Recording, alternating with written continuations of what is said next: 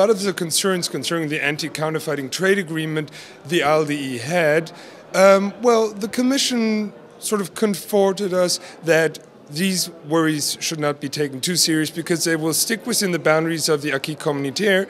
So the Commission today told us we will not have a three strikes out within this agreement. There will not be any third-party liability of internet service providers. And if that is the message, then I hope the result will be the same. I want to make the case with respect to three things about why, at least I'm concerned with Acta, and I think many others ought to be as well. The first has to do with transparency, no big surprise. Second has to do with the substance of the treaty based on the leaks that are now widely available. And then thirdly, and perhaps even most importantly, some of the long-term implications that I think come out of this Acta process. I think it's critical to first recognize that those that are concerned with Acta are not pro-counterfeiting or anti-copyright. Now, it seems to me that this has at times been a very easy smear to make. Those that suggest that there are problems with Acta are somehow against copyright, against potential reforms for copyright, and are somehow pro-counterfeiting. What is the impact of Acta on innovation and newcomers? And the simple answer to that for me is, if they, the negotiating parties, get Acta right, then the impact is either going to be minimal or nothing at all. Because, as so many people before me have said, this is a negotiation of the willing, and of the ones who actually have proven that they already know how to enforce intellectual property rights. An exercise like today, I think, is extremely useful because the more we can exchange and the more we can go into details and explain what is our negotiating position, the better it is. I should add that the Commission has requested to Acta partners the release of the negotiating document so that everybody can see that we do what we say and we say what we do.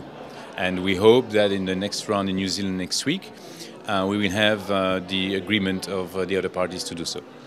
The Parliament decisive role comes only at the very end, when the agreement has been negotiated and it has been signed.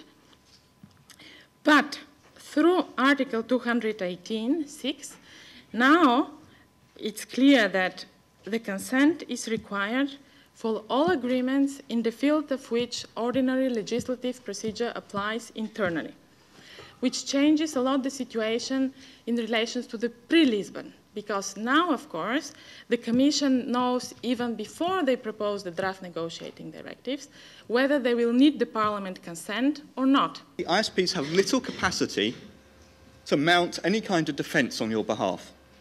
They've got limited procedural recourse to do so either. They don't have the commercial incentive to do so.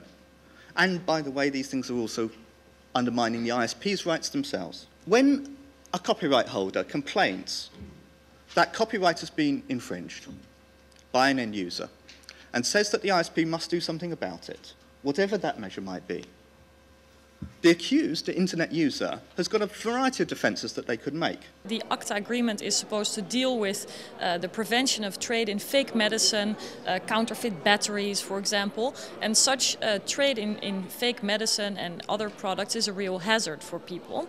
So they can be concerned about what they're consuming, what they can buy on the internet, etc. The challenge is that we don't actually really know what is at stake, because there has been no formal transparency or insight for European citizens, stakeholders, the European Parliament. All we know now is actually through leaks.